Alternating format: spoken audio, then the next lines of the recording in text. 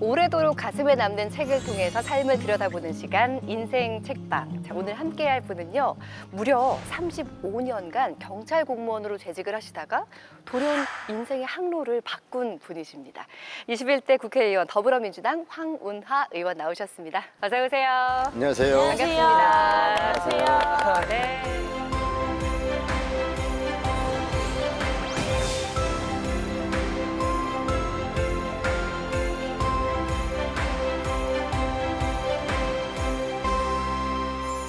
오늘 의원님께서 선정해 주신 책은요, 김삼웅 작가의 단재 신체호 평전인데요. 과연 어떤 책인지 함께 보시죠. 단재 신체호 평전은 만국시대의 모든 것을 바쳐 쌓은 처절한 혁명가의 삶을 살았던 단재 신체호의 생애와 사상을 다룬 책입니다. 그는 일제타도와 민족해방의 목표를 설정하고 멀고 험한 길을 오로지 역사의 시선을 맞추고 당당하고 의연하게 의롭고 고결하게 살다가 생을 마감한 독립운동가입니다. 그의 발자취는 오늘날의 참 지식인의 전형을 보여주고 있습니다. 우리 의원님께서 단재 신체호 선생과 굉장히 각별한 인연이 있으시다고요? 이분이 제가 태어나서 자란 대전 중구에서 태어나셨다는 걸 전 몰랐었어요. 오, 동양이신 거네요? 네. 오. 그분이 주로 활동하신 무대가 대전이었다면 아마 제가 알았을 텐데 사실 태어나셔서 8살까지만 사셨더라고요. 대전 내에서는 특별히 활동한 어떤 내역이 없다 보니까 대전에서 태어나신 것 자체를 모르고 있었던 거죠. 이거 어떻게 알게 됐냐면 옛 생돌, 옛 것을 생각하고 돌아보는 모임이라고 하는 순수 민간인들 모임이 있어요. 네. 옛 생돌. 이곳저곳을 이제 탐사를 하다가 그러다가 신체호 선생의 생가를 발견한 겁니다. 그래서 생가를 복원을 했는데 그 이후에 저도 알게 되었습니다. 사실 대전 지역에 자라난 청소년들에게 어떤 사표가 될 만한 정신적인 스승이 될 만한 인물이 있었으면 좋겠는데 그 인물이 바로 신체호 선생이라는 걸 제가 깨달은 거죠. 그래서 국회의원이 된 후에 단재 신체호 선생 기념사업회에 제가 공동대표를 맡겠다고 이렇게 나서서 그 일도 하고 있습니다. 정말 조국의 독립을 위해서 목숨을 바쳐서 싸운 그 독립운동가 분들 참 많이 계신데요. 신체호 선생께서는 정말 어떤 수단과 방법을 가리지 않고 정말 처절하게 싸운 독립운동가가 아닐까 하는 생각이 듭니다.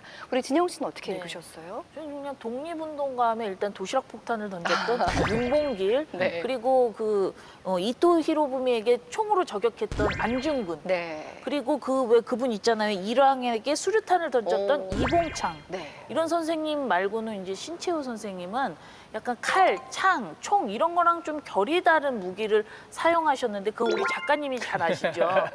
네. 아 근데 이분은 네. 그러니까 지식인들이 붓을 가지고 싸우잖아요. 그러니까 네네. 글을 가지고 싸우는데 이분은 그런 지식인은 또 아니에요. 트란드 러셀이나 이방인을 만들었던 까미 네. 같은 경우에는 레지스탕스 활동을 했습니다.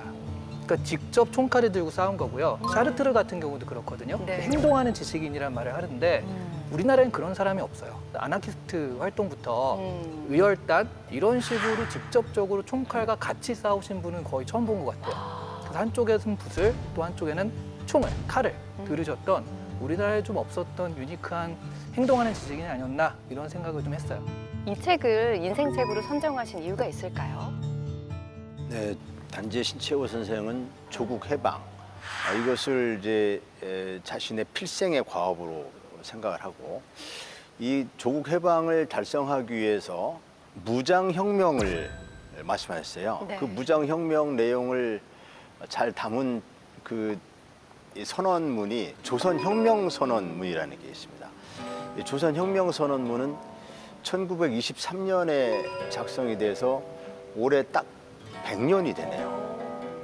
금년 1월 달에 조선혁명선언 작성 100주년 기념해서 세미나도 열고 그 신체호 선생 생가에서 간단한 기념식도 하고 했는데 그 당시에 우리가 알고 있는 그 3.1 독립선언문이라든지 이런 거 작성하신 분들이 거의 대부분 다 나중에 변절했습니다. 근데 이분은 감옥에서 이제 순국할 때까지 변절하지 않으신 분입니다. 그래서 이 책을 좀 많은 청소년들, 청년들에게 알리고 싶은 그런 마음에서 이 책을 선정했습니다. 네, 요즘 뭐 욜로라는 말 많이 하잖아요. 그렇기 때문에 그런 삶의 지향점을 갖고 있는 젊은이들이 애국심이라는 가치에는 별로 관심이 없거든요, 사실. 그런데 이런 분이 있다는 걸 좀 알아가면서 오늘 느끼는 바가 많을 것 같습니다. 자, 키워드를 통해서 의원님의 인생과 책에 대한 이야기 나눠볼 텐데요. 첫 번째 한번 볼까요? 일편단심. 네, 첫 번째 키워드는 일편단심입니다. 일편단심을 이 사전적인 의미로 보면 오롯이 한 곳으로 향한 한 조각의 붉은 마음이라는 뜻을 가지고 있는데요. 신채호 선생에게는 이게 굉장히 더 큰 의미가 있었다고 하거든요. 이시은 작가께서 그 의미를 좀 설명해 주실까요? 네, 사실은 저게 중국에도 있었고 기존에 있던 말입니다. 그러니까 우리나라에 일편단심이란 말을 쫙 퍼뜨리신 분이 그 정몽주예요. 그러니까 이 몸이 죽고 죽어 100번 고쳐 죽어 백골이 진토되어 넋이라도 있건 없건 비명한 일편단심이야. 그 일줄이 단심. 있어야. 뭐 이럴 때 나오는 단심이거든요. 네네. 단재 신채호 선생님이 호를 저걸로 쓴 거예요. 일편단심 신채호. 그거 너무 길잖아요. 그래서 단심이라고 했다가 그거를 단생으로 고쳤다가 그게 줄여가지고 단재가 된 겁니다. 그렇군요. 자, 신채호 선생에겐 일제 타도를 향한 일편단심, 우리 조국 독립을 향한 일편단심을 가슴에 품고서 지은 호가 아닐까 하는 생각이 드는데요. 우리 의원님께서는 마음속에 일편단심으로 삼고 있는 게 뭐가 있을까요? 퇴계 이황 선생이 그 좌우명으로 삼았다는 말이 매 일생한 불매향 이런 말이 있습니다. 매화는 일생을 춥게 살아도 그 향기를 팔지 않는다. 그 말이 어느 순간부터 공직 생활하면서 어느 순간부터 어떤 지조 있는 삶 또는 고결한 삶 뭐 이런 것을 생각하면서 매 일생한 불매향을 늘 염두에 두고 살았는데 그 신채호 선생도 사람을 세 가지 부류로 이렇게 분류를 했었어요. 한 부류가 은사, 한 부류가 노예, 한 부류가 전사. 은사는 숨어서 그냥 나 혼자 잘 살려고 사는 사람, 은사.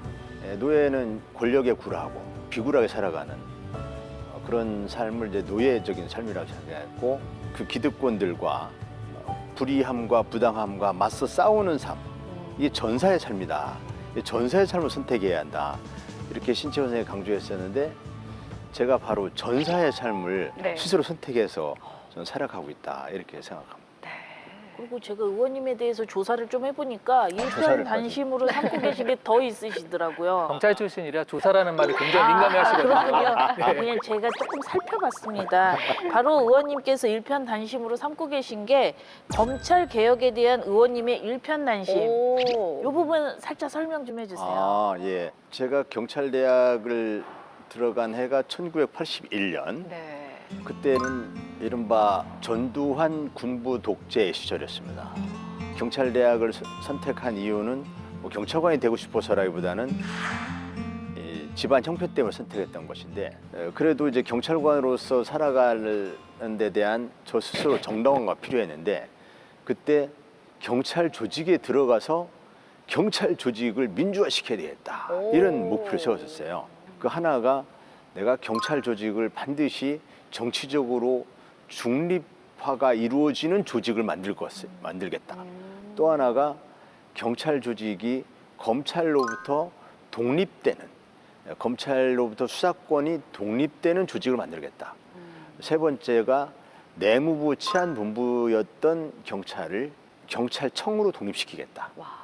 이렇게 세 가지 목표를 가지고 이제 졸업을 했었죠. 경찰 수사권 독립이 그중 하나였고, 경찰 수사권 독립은 검찰 개혁과 맞닿아 있습니다. 경찰 수사권 독립은 경찰대학 시절에 꿈꾸었던 설정했던 목표였다면, 검찰 개혁은 1999년부터니까 지금부터 치면은 24, 5년 전 일인데요. 그때부터 이 검찰 개혁이 되지 않고서는 절대로 대한민국이 정의로운 나라가 될 수 없구나. 이렇게 이제 생각하고 검찰 개혁을 제 필생의 과업으로 생각하기로 목표를 설정했죠. 네. 1999년 이후의 삶은 제 삶 전체가 검찰 개혁을 위한 삶이었다. 이렇게 표현해도 뭐 지나침이 없을 정도입니다. 네. 경찰대학교 1기이신데 네. 뭔가 첫 번째로 들어가는 거는 굉장히 용기도 필요하고 고민도 많으셨을 것 같거든요. 살짝 가정 형편 때문이라고 말씀하셨었는데 네. 어떤 상황이었나요? 그 당시에 경찰대학에 입학한 많은 학생들이 입학 동기는 아마 거의 대부분 가정 형편 때문이었을 겁니다. 제가 1981년에 대학에 입학했다고 말씀드렸는데 1980년까지 대학은 그 본고사 시험을 치르는 거였습니다. 본고사라는 것은 대학마다 각각 그 입학 시험을 따로 치르는 거예요. 네. 이른바 스카이라고 불리는 서울대, 고대, 연대 이런 대학들의 본고사 문제는 고등학교 2학년 때부터는 그 기출 문제를 갖다가 풀어보면서 이제 뭐 연습을 합니다. 저도 열심히 이제 그런 문제 풀이하면서 서울대학교 정치학과를 목표로 삼고 네. 이렇게 공부를 했었고 이제 그 목표를 하는 대학에 갈 만한 점수는 그 정도에 도달했다고 생각했는데 이게 변수가 생긴 겁니다. 제가 고등학교 3학년 때 7-30 교육개혁 조치라고 대학의 본고사를 폐지하고 이 본고사 폐지라는 것은 뭘 의미하냐면 본고사 폐지와 과외 폐지가 연결이 돼요. 이 과외 폐지는 또 어떤 의미냐면 내가 서울에 있는 대학교에 가서 집에서는 이론 한 푼 지원받는 거 없이 과외 선생을 해서 학비를 벌어서 하숙비, 등록금, 책값, 생활비 이런 걸 다 마련할 수 있었거든요. 그래서 과외 선생을 해서 대학을 다녀야겠다는 생각으로 이렇게 계획을 세우고 있었는데 과외를 금지시킨 겁니다. 그러니까 이제 둘 중에 하나를 택해야 됐어요. 하나는 그 학비가 안 들어가는 학교. 그 다음에 생각하니까 서울대, 고려대, 연대라고 하는 이른바 스카이 대학을 제외한 그 나머지 대학은 우수한 학생을 좀 뽑기 위해서 4년 장학생에 월 생활비를 2-30만 원 당시 기준으로 2-30만 원씩 주는 그런 장학금 제도가 있었어요. 그래서 그 두 가지를 놓고 고민을 하다가 그 사이에 경찰대학이라는 그 대학이 생겼다고. 일기 모집. 네, 네. 그런 게 이게 네. 포스터가 붙는 거예요. 그래, 내가 경찰에 가서 어떻게 하면 시민들한테 신뢰받는 조직으로 만들 수 있을까? 네. 경찰 조직을 어떻게 민주화시킬 수 있을까? 그걸 내가 한다면 그렇다면 충분히 보람 있는 일 아니겠는가 이렇게 생각하면서 경찰대학을 이제 선택하게 됐죠. 경찰대학 1기 이제 학생으로 들어가서 이 경찰을 민주화하겠다라는 마음으로 시작된 그 마음이 검찰 개혁을 향한 일편단심으로 이어지고 결국은 정의로운 세상을 만들기 위해 국회까지 나오게 되신 이유가 된 것 같습니다. 자, 황은하 의원의 책과 인상 이야기 나누고 있는데요. 두 번째 키워드 볼까요? 소신과 신념, 부러질지언정 절대 휘어짐이 없다. 딱 정말 단재 신채호 선생을 잘 표현하는 문장이라는 생각이 들어요. 굉장히 올곧은 소신과 굳은 신념을 엿볼 수 있는 일화들이 책에 굉장히 많이 소개가 되고 있거든요. 준혁 씨는 어떤 일화 기억나세요? 세수하실 때 네. 빳빳한 자세로 서서 이렇게 세수를 하셨다. 그래서 뭐 저고리, 마룻바닥, 바지가랑이까지 다 젖었다 이런 구절을 봤는데 네. 왜 이렇게 또 뻣뻣하게 이렇게 씻을 수밖에 없으셨을지. 저도 이렇게 그 구절 읽으면서 약간 네. 웃음이 나오고 왜 이렇게까지 하셨나 그러니까요. 생각을 하는데 그 중심을 한번 들여다보면은 일제가 이 땅을 지배하는 한 절대 내 고개를 숙이지 않겠다. 정말 어느 쪽 어느 방향으로도 머리를 숙이지 않겠다라는 고든 신념을 표현한 일화라는 생각이 들거든요. 네네. 우리 그걸 느끼고 나니까 굉장히 울컥한 마음도 들더라고요. 우리 이시안 작가께서는 어떤 일화 기억나세요? 그때 당시에 중국으로 오셔서 그렇게 뭐 먹고 살 길이 없었을 때 원고를 중국 신문에 기재해가지고 그 원고료로 먹고 사셨거든요. 네. 근데 거기서 조사 하나를 이걸로 고쳐라라고 했는데 그거를 고칠 바에는 나는 그 빼겠다 아예. 그래서 아예 빼버린 이 사건이요. 내 글의 어떤 흐름인 거잖아요. 네. 조사 하나를 고치는 것도 용납하지 않고 어떤 자신의 글에 대한 지조? 뭐 이런 것들? 그런 것들이 결국 뭐 독립에 대한 그런 간절한 것까지 이어지지 않았나. 정말 저한테는 되게 인상 깊은 일화였어요. 신채호 선생은 지금 말씀하신 것처럼 아주 좀 정말 유별나신 분이었어요. 네. 1919년 임시정부 수립할 때 그때 거기에도 관여했었는데 그때 그 대세는 이승만 대통령을 내각 수반으로 이렇게 인정하자 이런 것이 대세였어요. 그런데 그것을 끝까지 거부하고 임시정부에서 나와버렸어요. 그때 그 신채호 선생이 이승만 대통령을 향해서 한 말 중에 이완용은 있는 나라를 팔아먹었지만 이승만은 없는 나라를 팔아먹었다 이러면서 그뿐이 아니라 감옥에서 나가기 직전에 그분이 병구석으로 나가야 되는 상황인데 네. 친일파 보증 쓸 수 있는 사람이 친일파란 이유로 그걸 거부해버려요. 그 이제 목숨하고 바꾸는 거죠 사실. 그러게요. 예.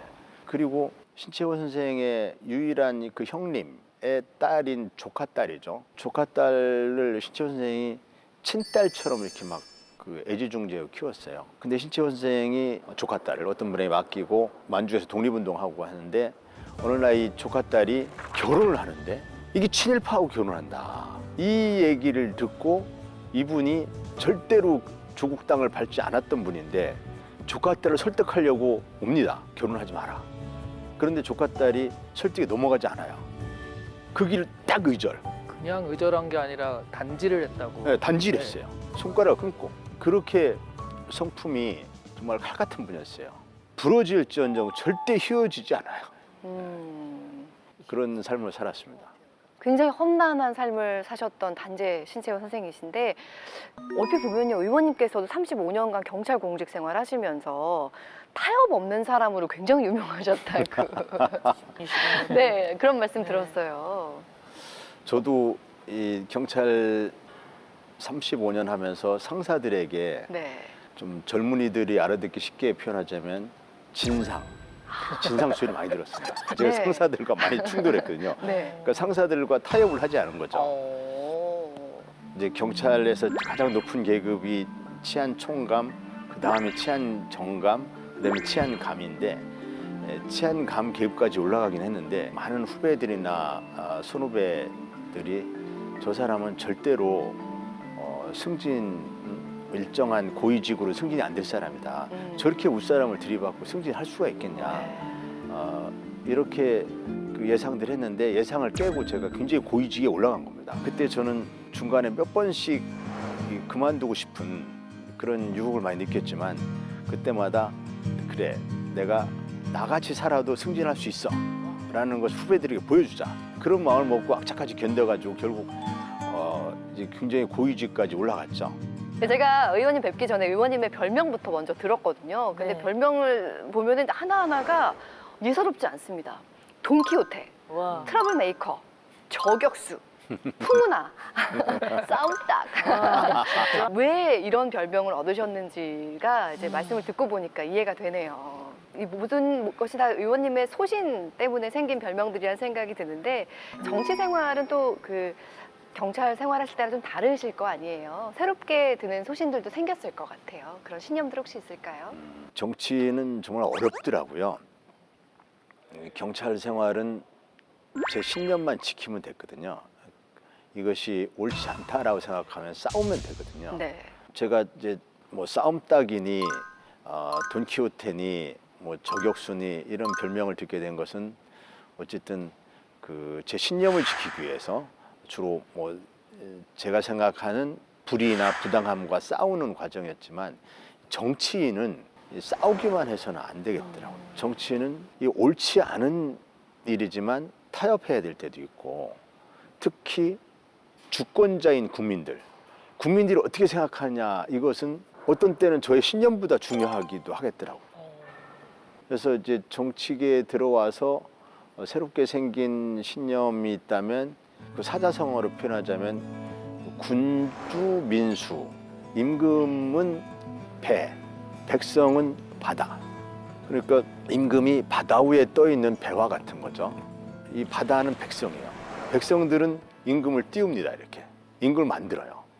임금이 항해를 할 수 있도록 잘 받쳐줍니다. 화가 나면 엎어버리죠. 바로 엎어버립니다. 그래서 이 화난 민심이 화가 나서 파도를 일으키면 배는 엎어지는 겁니다. 즉 주권자인 국민들의 생각을, 국민들의 이익을, 국민들의 어떤 가치를 이것을 소중하게 가장 소중하게 생각해야 됩니다. 물론 그것이 저의 신념과 일치하면 가장 좋지만 신념과 일치하지 않으면은 굉장히 고민이 필요하겠더라고요. 그건 싸울 수가 없는 겁니다. 그 상사하고는 싸울 수 있지만 주권자 국민들하고는 싸울 수가 없어요. 네. 근데 그런 게 제가 보기에는 그러니까 예전에는 내가 생각하는 이게 하나의 기준이고 가치였다면 지금은 아를 넘어선 대야, 그러니까 국민이란 큰 기준이 생겼기 때문에 그렇죠. 그렇게 오히려 예, 그 신념을 지키는 건 똑같으신데 그럴 수 있어요. 나를 넘어선 대야를 더 향하는 마음이 생겼기 때문에 좀 더 확장됐다라고 생각이 들거든요. 굉장히 정리 잘해주시네요. 멋지네요. 정리맨. 네. 네. 진영 씨가 준비한 게 또 네, 있죠? 이제 저희 시간이 돌아왔습니다. 이렇게 살아온 인생을 돌아보니까 약간 기득권 세력에 맞서는 그런 일화들이 많은 것 같으셔서 어디 가서 아유 저 꼰대 의원님 이런 소리는 안 들으실 것 같거든요. 하지만 라떼는 말이야 이 꼰대력 테스트를 제가 한번 준비를 해봤습니다, 의원님. 첫 번째 질문 드리도록 하겠습니다. 사람을 만나면 나이부터 확인하고 나보다 어리면 반말을 하게 된다? 하나, 둘, 셋. 아니다. 아니다. 아, 정말 안 그러세요, 의원님? 나이는 대충 그 예민하게 좀 파악을 하는데 네. 그러나 좀 반말은 하지 않습니다. 아, 반말은 안 하신다고 하시네요. 꼰대 아니시네요. 네.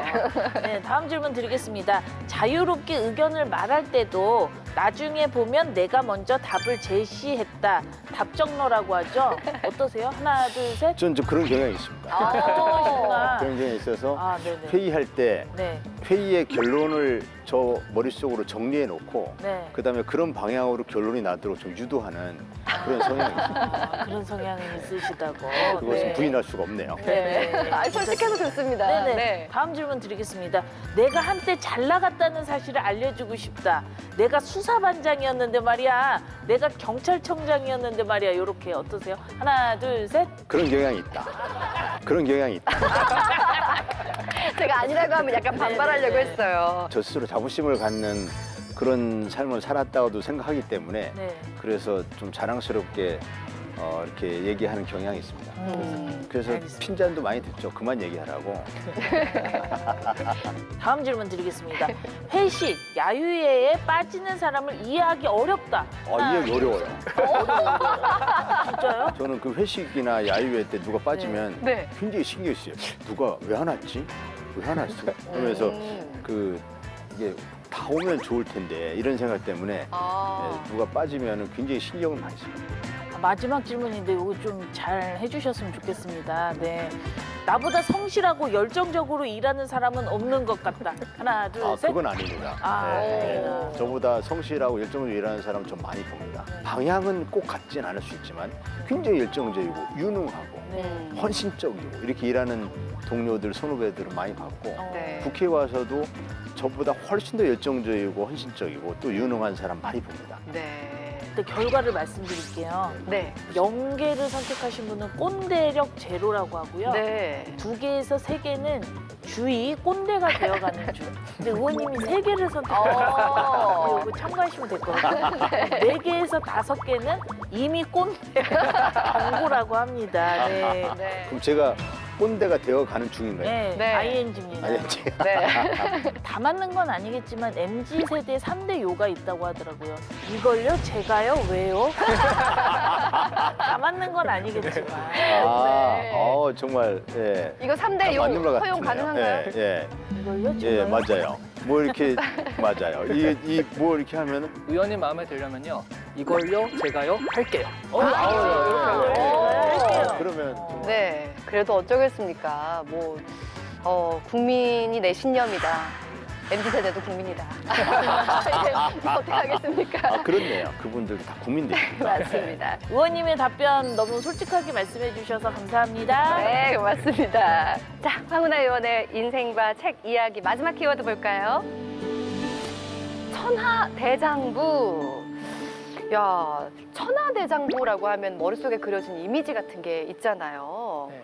어떤 게 떠오르세요? 전화대장부면 일단 그 마동석보다 덩치가 더 좋다거나 아니면은 또 이순신 장군이 그렇게 키가 크셨다고 하죠. 그런 이미지여야지 맞거든요. 네. 근데 우리 신채호 선생님은 사람들이 글만 보고서 우와 너무 강단 있고 우와 야 이런 분은 천하대장부라는 그런 그 머릿속에 이미지를 그렸다가 딱 만나면 대부분 여기 만나신 분들 얘기 많이 나오거든요. 네네. 실망했다. 맞아요. 이런, 네. 외모적으로 보면 굉장히 왜소했고요. 그리고 병약하고 심지어 말도 좀 어눌하셨다라고 합니다. 다만 눈빛이 광채가 막 나면서 그 한마디로 의로움이 서려 있고 뭔가 좀 다르다. 좋게 보자면 뭐 외모로 평가하지 않고 이 사람이 한 일로 평가해가지고 네. 그런 이 사람은 천하대장부였다라는 평을 듣고 있는 것 같아요. 네, 신채호 선생님의 눈빛에 대한 이야기는 굉장히 많이 나오더라고요. 네. 범상치 않은 눈빛이었다라는 얘기인데 우리 의원님께서 의원님께는 천하대장부가 어떤 의미인가요? 어느 날 대전 서부경찰서장을 하다가 어느 자리로 이제 좌천이 돼가지고 어디 학교에 가 있을 때였는데 어떤 분이 저를 찾아왔어요. 대뜸 저를 아래로 이렇게 훑어보더니 아니 왜 이렇게 왜소하냐고 이러는 거예요. 제가 평균 신장이거든요. 170. 네. 제 나이 또래 때 평균 신장이고 뭐 체격도 그냥 평균 체격이죠. 근데 이분이 생각했던 저의 모습은 이 장군 같은 모습이었다는 거예요. 왜냐하면 그때 경찰서장을 떠나면서 이임사를 할 때 그 이임사의 내용이 굉장히 거친 내용이었거든요. 그때 제가 그 경찰서장을 떠나게 된 것이 상사와 충돌하고 검찰하고 충돌하고 해서 이렇게 떠나게 됐었는데 그때 상사들과 검찰을 제가 거칠게 공격을 했었습니다.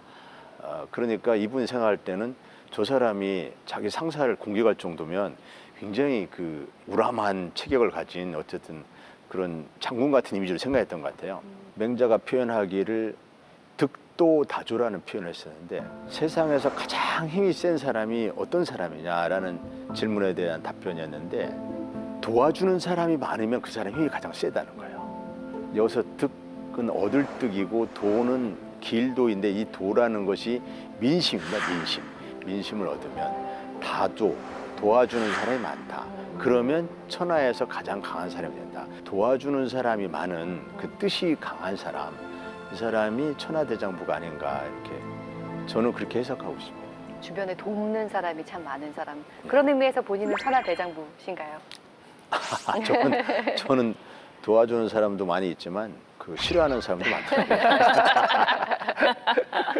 네. 그래도 그 의미는 본인의 신념이 그만큼 강하다는 의미인 것 같습니다. 누구에게도 굴복하지 않고 자신의 신념과 소신을 지키면서 대장부처럼 살아오셨듯이 앞으로도 위풍당당한 대장부의 모습으로 의정 활동해 주셨으면 좋겠습니다.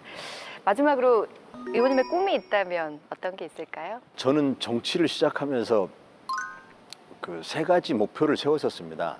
그 첫 번째 목표가 검찰 개혁이었고요. 경찰이 역시 시민들에게 어떻게 신뢰와 지지를 받을 수 있는 시민의 경찰이 되는 것. 그리고 정치가 지금 모든 국민들에게 불신의 대상이 되고 있잖아요. 네. 정치가 어느 정도는 싸우는 모습을 보여줄 수밖에 없고 그러면은 그것이 어느 정도는 불신의 대상이 될 수밖에 없는 부분이 있지만 현재의 낡은 정치 제도를 개혁하면 그 불신을 좀 최소화할 수 있고 정치의 품격을 높일 수 있거든요. 검찰 개혁, 경찰 개혁, 정치 개혁을 마무리한다면 저는 뭐 그 정치를 그때쯤이면 그만둬도 좋겠다 이런 생각을 하고 있습니다. 네. 자, 오늘 단재의 신채호 평전을 읽으면서 역사를 잊은 민족에게는 미래가 없다라는 말을 다시 한번 되새기게 되었는데요. 이 책을 읽는 분들이 이거 하나만은 꼭 기억했으면 좋겠다 하는 부분 있을까요? 신채호 선생이 하신 말씀 중에 석가가 조선에 들어오면 조선의 석가가 되지 않고 석가의 조선이 된다. 예수가 역시 조선에 들어오면 조선의 예수가 되는 게 아니라 예수의 조선이 된다. 이게 한마디로 줏대가 없다는 거예요. 이것은 우리 민족의 특색이 아니냐 이러면서 이분이 한탄했었어요. 네. 어떤 주의 주장 사상이 들어오면 그에 종속되지 말고 그것을 소화해서 내 것으로 만들어서 내가 주인이 되는 그런 주의 주장 사상으로 소화를 해야 한다 이런 말씀을 하셨죠. 그래서 그런 기조 하에서 이제 민족사관을 많이 설파하셨는데 저는 지금 시대를 살아가는 우리가 그런 것을 좀 염두에 두었으면 좋겠다라는 생각이 들더라고요. 어떤 좋은 문물이 들어오고 좋은 주의 주장 사상이 들어와도 그것에 끌려다니지 말고 내 것으로 소화해서 주체성 있게 그것을 내 것으로 만드는 그런 마음을 좀 가졌으면 어떨까. 이것을 신채호 선생 평전을 읽는 분들에게 그런 부분을 좀 유념하면서 네. 읽어보시면 많이 도움이 될 것 같다 이렇게 말씀드리겠습니다. 네. 오늘 권진영 씨는 일일 수사반장으로 그렇습니다. 활약해 주셨는데 조사 많이 하셨는데 네. 오늘 네, 오늘 의원님 만나본 소감이 어떠세요? 의원님 이렇게 만나 뵈니까 이 안에 장군 있다 이렇게 말씀드리고 싶습니다. 네. 장군 같으세요. 네. 천하대장부. 네. 많은 국민들이 우리 장군 같은 우리 의원님 따를 수 있게 좋은 정치 부탁드리겠습니다. 아, 네. 네. 감사합니다. 자, 이시안 작가님께는 간단한 추천평 부탁드릴까요? 우리 사회가 의외로 존경할 만한 인물이 없어요. 존경하는 사람 누구니 초등학생한테 물어보면 네. 문과는 세종대왕. BTS요. 아, BTS가 있네요, 있어요. 네. 이과는 이순신하는 식으로 역사적으로 보면 별로 없거든요. 네. 특히 일제시대 인물은 거의 없다시피 한 게 변절을 많이 하셔서. 그래서 저는 이 책을 보면서 야, 이 책들을 좀 많이 보면은 우리 사회에서 존경할 만한 인물을 발견할 수 있는 계기가 되지 않을까 뭐 그런 생각을 좀 많이 했거든요. 네. 그래서 좀 존경할 만한 인물을 우리가 발견한다는 의미에서 이 책을 좀 많이 보셨으면 좋겠다라고 정리를 하겠습니다. 네. 자, 끝으로 의원님, 시청자 여러분께 전하고 싶은 메시지 있으실까요? 지금 정치에 대한 불신이 매우 높은 상황입니다. 정치인 한 사람으로서 무거운 책임감을 느끼고 있는데요. 올해가 선거가 없는 해입니다. 그래서 올해 국민들이 다 뜻을 모으시고 우리 국회의원들, 정치인들이 모두 사심을 내려놓고 개헌을 포함한 선거제도, 정치제도를 바꾸는 해가 꼭 됐으면 좋겠습니다. 이렇게 해야 정치에 대한 불신이 좀 줄어들고 신뢰가 회복될 것이라고 믿거든요. 그렇게 될 수 있도록 많은 응원 좀 부탁드리겠습니다. 네, 네. 감사합니다. 자, 오늘 단재 신채호 평전과 함께 했는데요. 요즘 나밖에 모르는 세상이라고 하잖아요. 여기에 우리, 또 우리 민족을 위해서 목숨을 바쳤던 신채호 선생의 이야기를 통해서 우리가 어떻게 살아야 하는지를 한번 되돌아보는 시간이었던 것 같습니다. 자, 지금까지 더불어민주당 황운하 의원님과 이야기 나눴습니다. 좋은 말씀 감사합니다. 네, 감사합니다.